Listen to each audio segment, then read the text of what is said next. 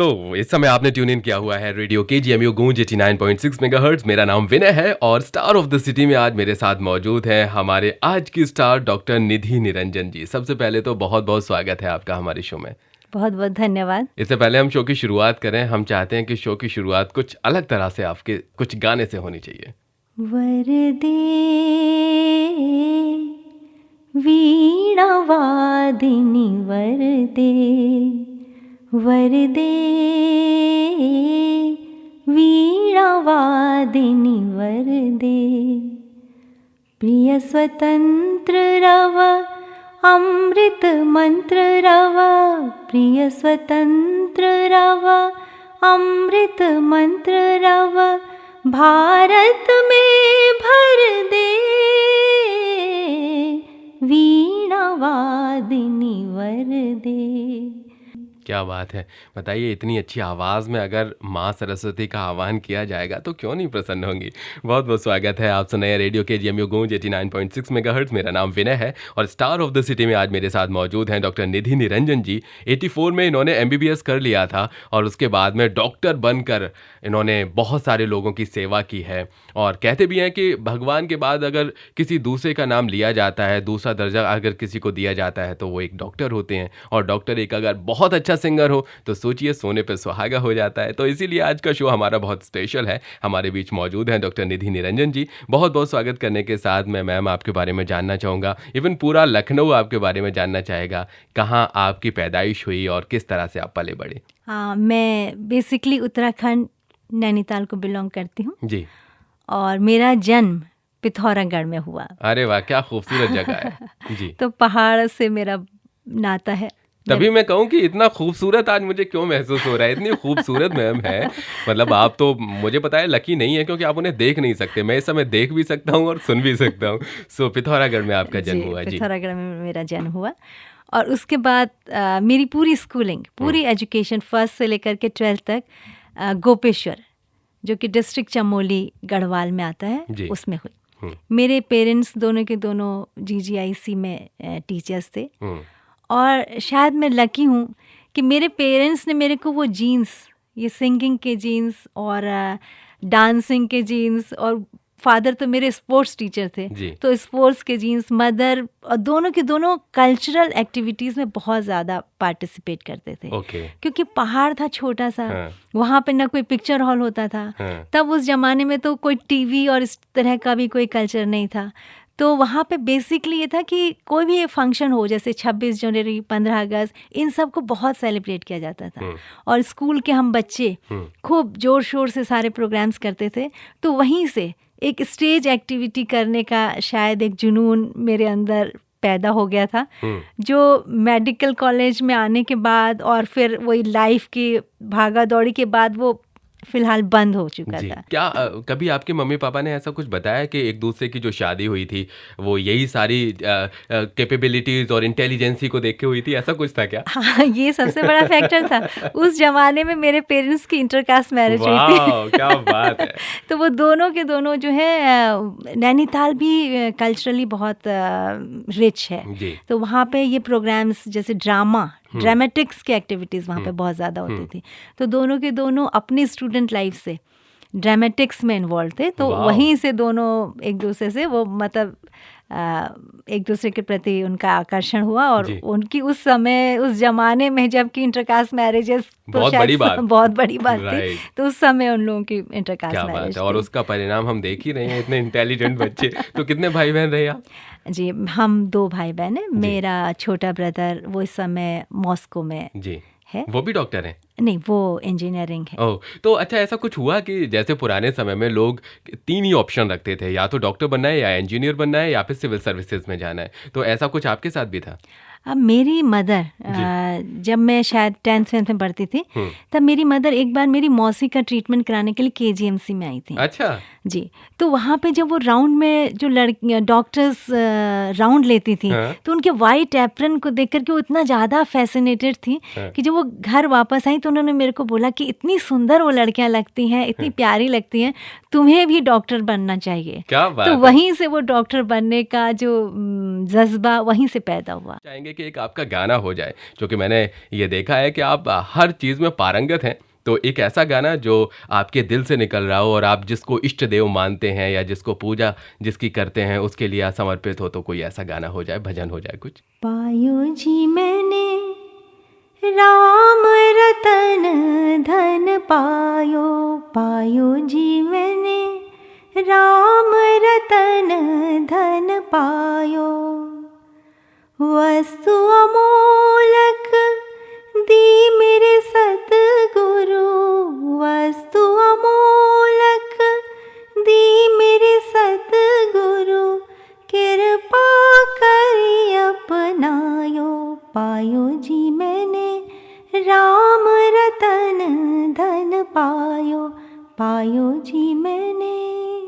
Ma'am, मैं जानना चाहूँगा, जैसे अभी थोड़ी देर पहले आप बात कर रहे थे, जो लोग हमसे अभी जुड़े हैं उनको बता दें कि मैम की मम्मी ने जब KGMU में बहुत सारी नर्सेज को, डॉक्टर्स को देखा तो उनकी ड्रेसेस उनको इतनी अच्छी लगी कि उन्होंने सोच लिया कि अपने बच्चों को हमें डॉक्टर बनाना है, और आपने भी ये सोचा कि हमें चलिए डॉक्टर बनना है। तो ये फैसला डॉक्टर बनने का क्या इमोशनली था या आपका दिल वाकई चाहता था कि आप डॉक्टर बने? नहीं, दिल भी वाकई चाहता था, क्योंकि मैं मतलब उस हिसाब से वहाँ के गोपेश्वर में काफ़ी अच्छी स्टूडेंट थी जी। तो उस समय 2-3 ही ऑप्शंस थे जिंदगी में, तो डॉक्टर मेरी भी चॉइस थी। तो इंजीनियर या सिविल सर्विसेज क्यों नहीं? इंजीनियर्स का उस समय बहुत कम रोल था। अच्छा। मतलब ऑप्शन इंजीनियर्स को उतना ज़्यादा पसंद नहीं किया जाता। आजकल IT सेक्टर और ये सब ज़्यादा है। हमारे टाइम पे मेरे को लगता है main doctor and then IAS। IAS के लिए थोड़ा सा लंबा समय होता था, तो मुझे डॉक्टर बनना ही ज़्यादा पसंद था। ओके। सो जब आप मेडिकल की तैयारी कर रहे थे तो कितना सपोर्ट आपको घर वालों से मिल रहा था? और चूंकि एक हॉबी जब बच्चे में होती है ना, कुछ करने की, कुछ अलग टैलेंट होता है, तो कहीं ना कहीं उस तरफ वो डिस्ट्रैक्ट होता है, और डिस्ट्रैक्ट तो नहीं कहेंगे लेकिन उस तरफ वो ज़्यादा खींचता है, और कहीं ना कहीं पढ़ाई उसमें इंटरप्शन बनती है। वो सोचता है कि नहीं, पढ़ाई के साथ साथ हम ये करें, तो टाइम वहाँ पे डिवाइड हो जाता है। तो उस दरमियान ऐसी क्या चीज़ें थी जो आपको डॉक्टर बनने की तरफ आगे बढ़ाती गई, लेकिन आपका शौक भी जारी रहा? उस समय एक्चुअली शौक तो सिर्फ स्कूल तक ही लिमिटेड था। अच्छा। क्योंकि जो स्कूल में एक्टिविटीज़ होती थी वही अपना शौक था। हाँ। है ना? ये नहीं था कि जैसे आजकल, उस समय सोशल मीडिया और ये सब चीज़ें तो ज़्यादा थी नहीं। हाँ। इवन टीवी घर पे नहीं था, रेडियो सुनने की भी इजाज़त नहीं थी। मतलब सारा फोकस सिर्फ पढ़ाई, सिर्फ पढ़ाई। तो मुझे लग रहा है तब यही सफलता का राज है। हाँ, सफलता का मतलब ये सब चीज़ें वैसे उस समय शायद स्टूडेंट्स के लिए तो डिस्ट्रैक्शन ही होती है। अच्छा, एक चीज़ जो हमेशा लोगों को इंस्पायर करती है, जैसे अगर कोई आर्टिस्ट परफॉर्म कर रहा होता है तो लोगों की तालियां उसको इंस्पायर करती हैं, या किसी चीज़ को लेकर लोग जब उसे पसंद कर रहे होते हैं तो वो चीज़ उसको इंस्पायर करती है। तो जैसे स्कूल में आपने बताया आप डेफिनेटली सिंगिंग वहाँ करते होंगे, जो प्रोग्राम्स होते होंगे वहाँ आप सिंगिंग करते होंगे, तो कभी कुछ ऐसा लगा कि ये हमारी एक नई पहचान बन रहा है, और कोई ऐसा इंसिडेंट, ऐसी कोई मेमोरी जो आज आप शेयर करना चाहते हो स्कूल से रिलेटेड? हाँ, स्कूल लेवल में हमारा स्कूल बहुत अच्छा था, और हमारी जो प्रिंसिपल थी, एक बार वहाँ पे इंटरनेशनल वुमेन डे का प्रोग्राम हुआ। अच्छा। तो उसमें बहुत बड़े बड़े लेवल के लोग आए थे, इवन बॉम्बे से वहाँ पे बहुत लोग आए थे, इंटरनेशनल लोग आए थे। तो हमारे स्कूल की तरफ से बच्चों का वहाँ पे एक प्रोग्राम हुआ था, तो उसमें मैंने भी कई सारे प्रोग्राम्स हुए थे जिसमें कि सारे बच्चे पार्टिसिपेट करते थे। मैंने भी कई प्रोग्राम्स में पार्टिसिपेट किया था। तो तब वहाँ पे बॉम्बे से एक कोई मैडम आई थी, उन्होंने मेरी मदर को बोला था कि आप यदि इस बच्ची को हमें दे देते हैं अपने साथ ले जाने के लिए तो इसका कैरियर बहुत अच्छा बन सकता है बॉम्बे में। लेकिन मेरी मदर ने बिल्कुल साफ साफ मना कर दिया। उन्होंने कहा नहीं, ये बॉम्बे नहीं, ये तो इसको तो डॉक्टर बनना है, ये डॉक्टर बनेगी। ये सब तो पार्ट टाइम हॉबीज़ हैं जो कि स्कूल में एक तरह से एसेंशियल एक्टिविटीज़ की तरह ही होती हैं। तो बस वो समय तो जो एक गाना, डांसिंग वांसिंग था, वो सिर्फ एक एसेंशियल एक्टिविटीज़ ऑफ स्कूल थी। अच्छा, उससे ज़्यादा नहीं। उस समय आपकी मम्मी पापा से कुछ ऐसी अनबन हुई, मतलब थोड़ा सा आप गुस्सा होके बैठे? क्योंकि जब इस तरह की चीज़ें होती है ना, जब बच्चा जिसमें बहुत अच्छा कुछ कर रहा होता है और जहाँ से बहुत ज़्यादा उसको अप्रिसिएशन मिलता है, और जब उसको लगता है वाह यार, इससे तो हमें बहुत तारीफ मिल रही है, हमारा तो मन ही बन गया, मतलब दिल एकदम खुश हो जाता है, अरे क्या गाया है, क्या परफॉर्मेंस दिया, आपको मुंबई ले चलना है और सपनों की नगरी में आपको अच्छी जॉब मिलेगी, करियर ऑप्शन मिलेंगे, तो कहीं ना कहीं आपके दिमाग में, आपके दिल में ये चीज़ आई कि नहीं यार, वहाँ चलना जानना चाहिए। आप कुछ नाराज़ हुए अपने घर वालों से, ऐसा कुछ हुआ? नहीं, एक्चुअली सच में उस समय वो मेरा सपना बिल्कुल नहीं था। नहीं था? ना, बिल्कुल नहीं। उस समय सिर्फ एक ही सपना था, डॉक्टर बनने का। क्या बात है। जी। तो आपने तैयारी के लिए आप किस तरह से वक्त निकालते थे? ये भी एक बहुत बड़ी बात है, क्योंकि हम लोग इतने इंटीरियर जगह में रहते थे, इतने इंटीरियर में पढ़ते थे कि वहाँ पे तो कोई कोचिंग भी नहीं थी। तो सोचे सेल्फ स्टडी से ही और बिना किसी कोचिंग के फर्स्ट अटेम्प्ट में मैंने KGMC निकाला। अरे वाह, क्या बात है, बहुत बढ़िया। इसमें तो तालियां बजाना बनता है, क्या बात है। तो डेफिनेटली आप बहुत सारे ऐसे लोगों के लिए इंस्पिरेशन है जो मेडिकल की तैयारी कर रहे हैं, कॉम्पिटिटिव एग्जाम्स की तैयारी कर रहे हैं। तो फर्स्ट अटेम्प्ट में क्लियर करना एक बहुत बड़ी बात है, जबकि आपके अंदर एक ऐसा टैलेंट है जिसके चलते आप कहीं ना कहीं डिस्ट्रैक्ट हो सकते हैं, कहीं ना कहीं अपने पथ से, अपने रास्ते से भटक सकते हैं, लेकिन अपने आप को उस तरफ फोकस करना बहुत बड़ी बात होती है। आपकी लाइफ के बारे में और भी बहुत सारी बातें जानने की कोशिश करेंगे। क्या चैलेंजेस आए जब आपने मेडिकल को चूज़ किया और जब आप इस प्रोफेशन में आए, वो हम जानेंगे। लेकिन उससे पहले आपका एक गाना हम सुनेंगे, क्योंकि आप गाने इतना अच्छा सुना रही हैं कि मन कर रहा है कि बार बार आपसे गाना सुने, एक गाना हो जाए। ओके जी। तो मैंने क्योंकि जिक्र किया कि मैं नैनीताल की रहने वाली हूँ, तो मैं नैनीताल की झील से रिलेटेड एक गाना आपको अरे वाह, क्या बात है। ये रचना राजेंद्र जौहरी जी की है जी। और इसकी कंपोजिशन मेरे गुरुजी अब्दुल मजीद खान साहब की है। देखिए कितनी सुंदर कंपोजिशन। जी।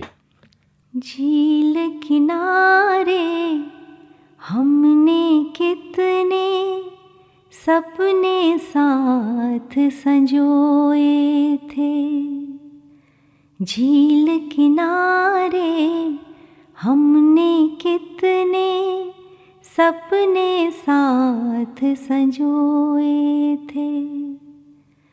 आज किनारा चुप है, सपने रोते हैं, झील किनारे हमने कितने सपने साथ संजोए थे।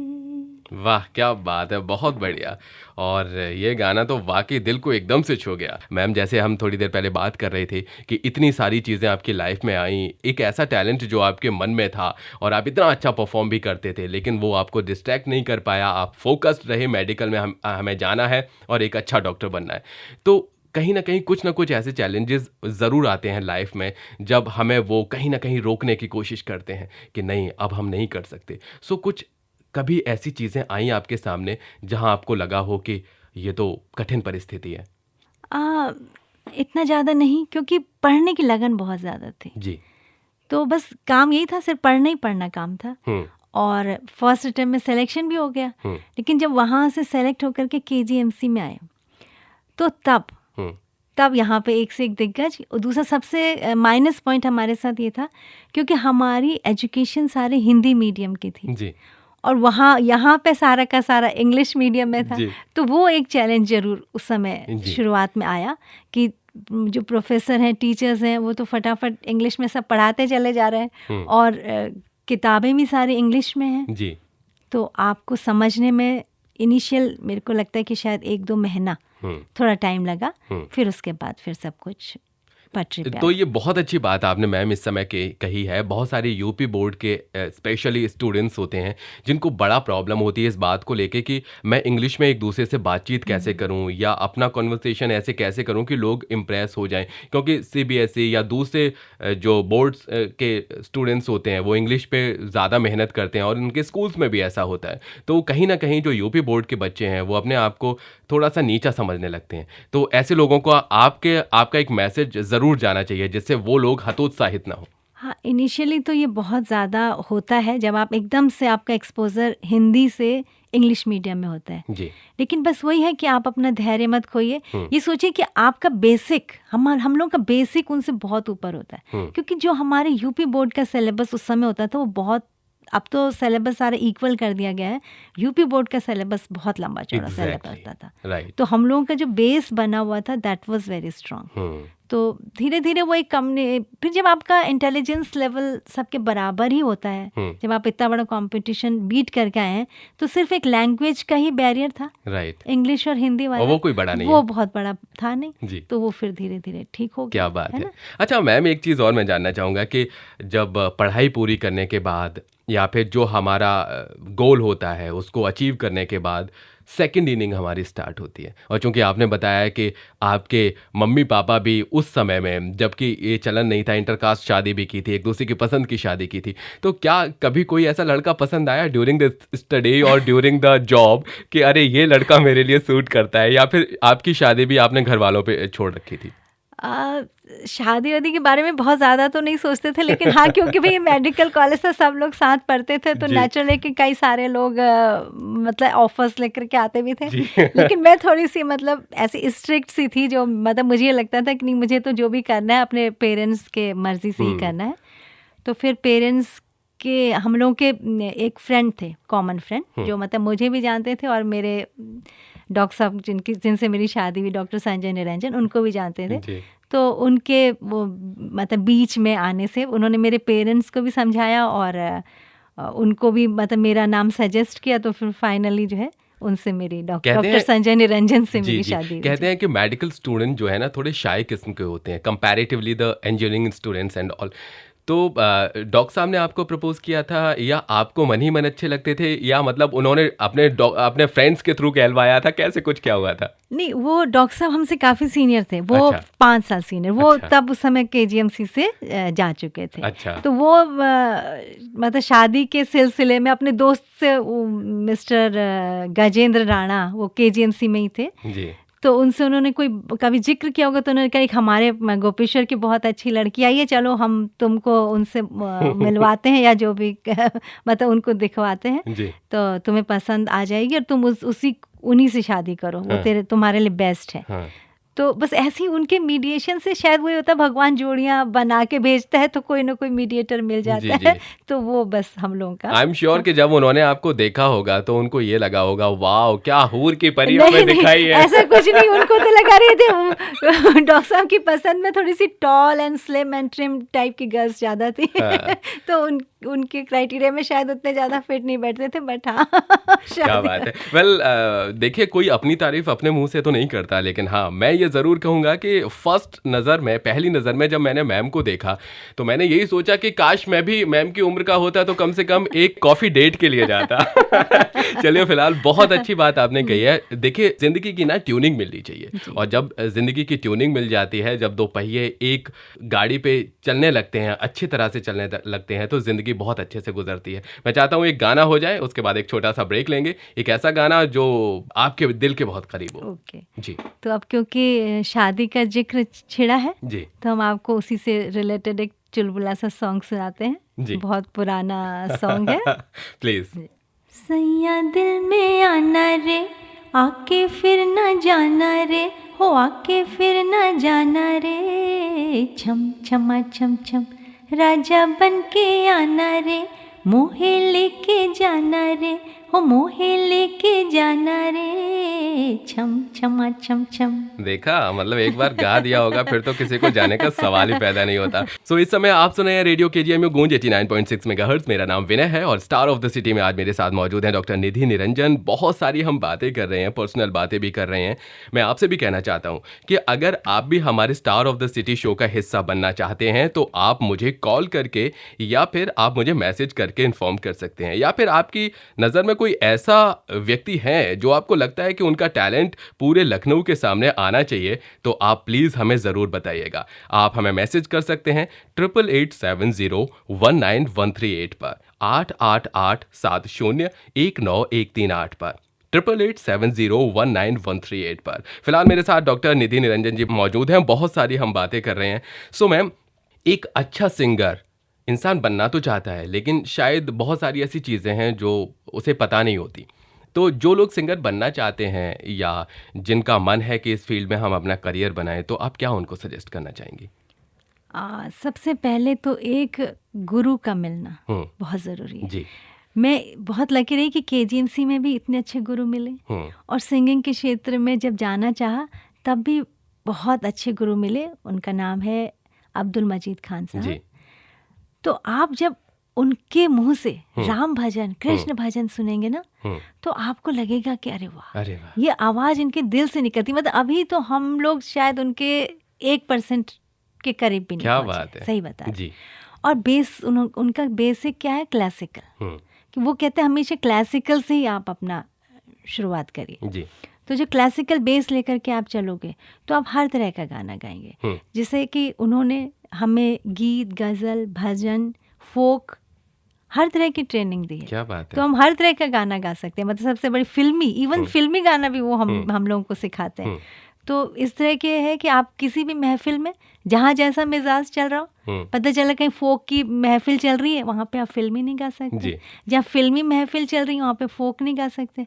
तो हमारा ऐसा मतलब मज़ेदार हो गया है सब चीज़ कि आप हर चीज़ गा लीजिए। जी, क्या बात है, बहुत अच्छी बात कही है। और एक चीज़ और मुझे याद आ रही है, अभी थोड़ी देर पहले हम जिक्र कर रहे थे, तो उसमें एक एक्सपीरियंस बता रहा हूँ। किसी ने मुझे अपना छोटा बच्चा दिया कि थोड़ी देर अपनी गोद में लेकर बैठे रहो, वो सो जाएगा। तो मैंने कहा ठीक है, मैं कोशिश करता हूँ। मैं थोड़ा बेड पे लेट गया और उसको सुलाने लगा। वो तो नहीं सोया, लेकिन मैं सो गया। ऐसा मैम के साथ भी हुआ। मैम ने अपने बच्चों के लिए म्यूज़िक टीचर जो है अरेंज किया, एक गुरु अरेंज किए, और उन्होंने कहा इनके सानिध्य में तुम लोग सीखो। लेकिन उनका सीखना या न सीखना या जो भी रहा वो अलग की बात है, लेकिन मैम सीखती चली गई। वो इंसिडेंट मैं चाहता हूँ कि आप ज़रूर हम लोगों के साथ शेयर करें।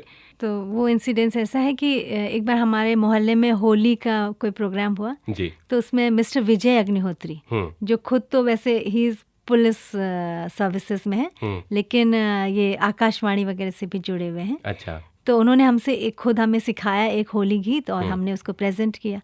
तो उसके बाद उन्होंने कहा मैम आप अच्छा गाती हैं तो आप भी गाइए, और बच्चों के लिए भी बहुत अच्छा रहेगा यदि आप अपने बच्चे छोटे हैं उनको अभी से सिखाना शुरू करेंगे।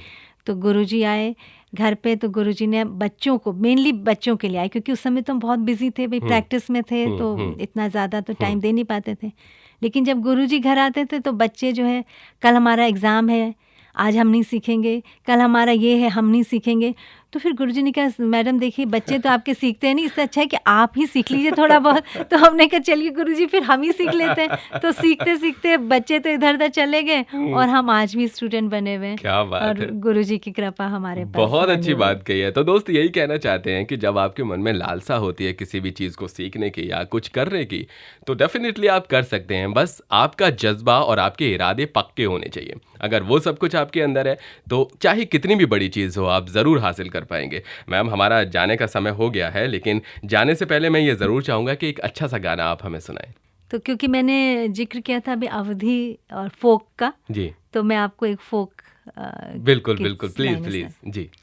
रंगीला मोरा बाल माँ मुंदरी का नगीना रे, रंगीला मोरा बाल माँ मुंदरी का नगीना रे, रंगीला मोरा बाल माँ मुंदरी का नगीना रे, रंगीला मोरा बाल माँ मुंदरी का नगीना रे, रंगीला मोरा बाल माँ मुंदरी का नगीना रे, रंगीला मोरा बाल माँ मुंदरी का नगीना रे।